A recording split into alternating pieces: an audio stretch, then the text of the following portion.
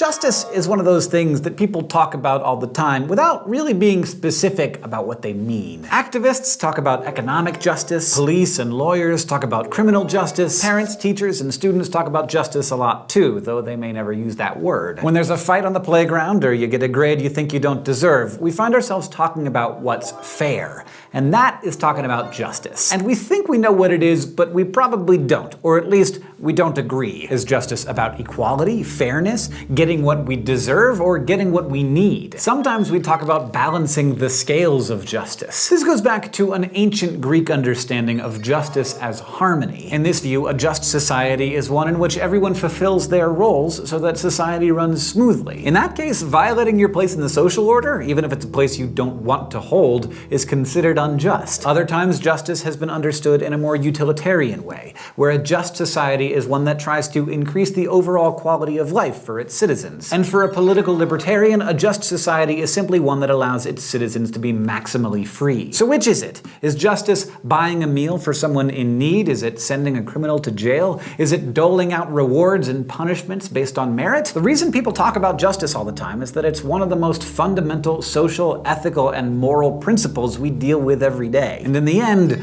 what justice means to you personally pretty much defines how you think society should work.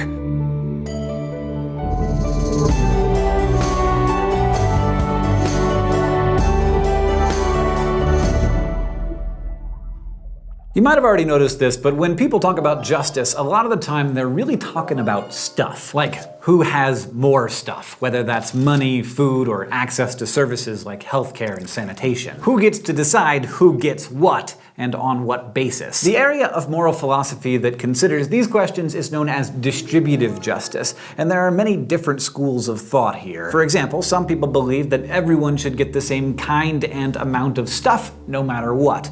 This concept is known as justice as equality. It sounds totally fair, but is everyone getting the same stuff really justice? Because I need or want different kinds and amounts of stuff than you do. So there's also the idea of need-based justice. This says everyone shouldn't get the same because our needs aren't the same. By this logic, justice is getting based on what we need. So those who need more get more. And some say that this makes sense, while others argue that it amounts to favoring some people over others, putting those who happen to not be in need at a disadvantage. And if that's how you look at things, then you probably espouse some kind of merit-based justice, which says that justice actually means giving unequally based on what each person deserves. And you deserve stuff, or don't, based on what you've done. So this view rewards hard work and punishes troublemakers. Finally, there's the very simple-sounding approach advanced by 20th century American political philosopher John Rawls. He argued that justice is fairness. Any inequalities that exist in a social system, Rawls said, should favor the least well-off, because this levels the playing field of society. This is a form of need-based justice that focuses specifically on making sure that everyone is actually in a position to achieve their basic needs. Rawls reasoned that the world is full of natural inequalities.